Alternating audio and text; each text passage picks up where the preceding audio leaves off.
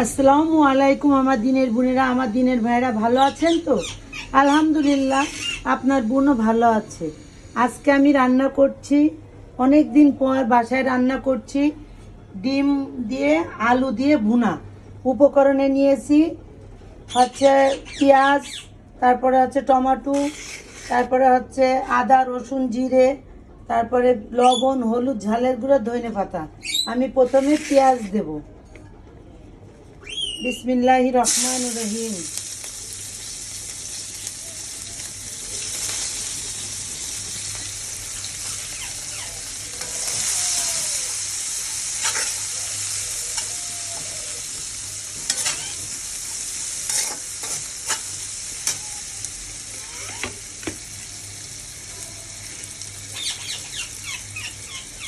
এবার আমি এর ভিতরে টমেটো দিয়ে দেব, যেহেতু টমেটো দিয়ে আমি ডিমের কারিটা করব।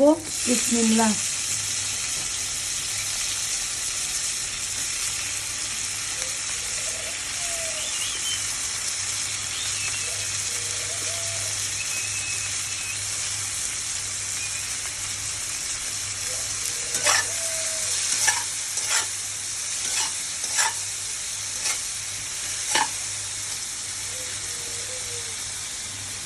এর সাথে ধনেপাতা,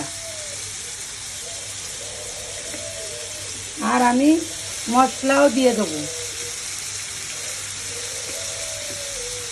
ডিমের কারির জন্য টমেটোটা আমি একেবারে গ্রেভি করে নেব, তারপরে আমি ডিমটা দিব, কারণ তাহলে সস যেরকম হয় আমি সস এইভাবে করে নেব।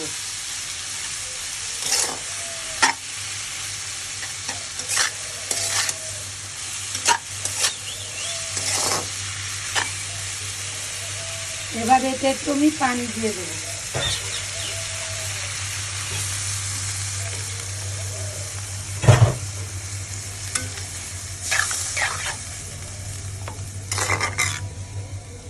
এবার ঢাকনা দিয়ে ঢেকে দিব।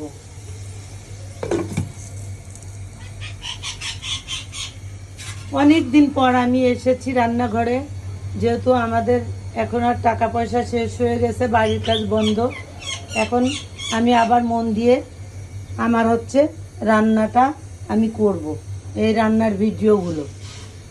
আজকে মরলে কালকে 2 দিন, পরের দিন কেউ কাঁদবে না। যাদের জন্য করলে কামাই, মরলে তারা চিনবে না। থাকতে সময় করো মন, ইমান করো খাঁটি, তোমার আমার শেষ ঠিকানা 3.5 হাত মাটি। আজকে মরলে কালকে 2 দিন, পরের দিন কেউ কাঁদবে না।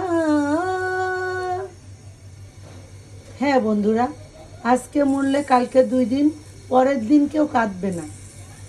যাদের জন্য বাড়ি টাকা পয়সা জমি জমা থুয়ে গেছেন, তারা কিন্তু আপনাকে চিনবে না, চিনবে আপনার টাকা পয়সা, আপনার জমি, আপনি কোথায় কোন সম্পদটা রেখেছেন সেটাই খুঁজবে। তবে আখেরাতের কথা মানুষ চিন্তা করেন, যে আখেরাত বলে একটা বস্তু আছে, যেহেতু আল্লাহ তাআলা আমাদের জীবন দিয়েছে, মৃত্যু অনিবার্য। তবে আসার, আমরা যে দুনিয়ায় আসবো এই ঠিকানাটা জানতে পারবো, কিন্তু চলে যাওয়ার ঠিকানাটা কিন্তু কেউ জানতে পারবো না। যদি আমার এই কথায় ভুল হয়ে থাকে ক্ষমা করবেন, লাইক কমেন্ট শেয়ার অবশ্যই করবেন। আমি সবসময় নিজের মতন করেই কথা বলি, আর আমি কথা বলি আমার কষ্টের কথা। এই কষ্টের কথাগুলো বলতে যদি কারোর খারাপ লাগে তাহলে শুনবেন না, আর যার ভালো লাগবে সে অবশ্যই শুনবেন আর কমেন্ট করবেন। এবার আমি ঢাকনাটা ঢেকে দিলাম। তবে এটা গ্রেভি হবে, একেবারে সসের মতন করে হবে। তখন আমি এই যে ভেজে রাখা আলু আর ডিমটা দিয়ে নিই। এই যে আমি ঘুটে দিলাম।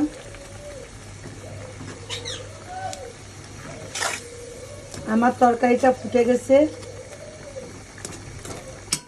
এবার আমি ডিম আর আলু দিয়ে দেবো। বিসমিল্লাহির রহমানির রহিম। আমি কিন্তু আর একটু পানি দেব না বন্ধুরা, এই টমেটোতে নতুন আলু আর ডিমটা ভুনা হয়ে যাবে, কিন্তু টমেটোটা সসের মতনই লাগবে। এই এভাবে সহজ উপায়ে আপনাদের এই রান্নাটা দেখলাম। যদি এভাবে রান্না করেন খুব টেস্টিদায়ক আর খুব মজা। দেখে দিলাম। আল্লাহ হাফেজ।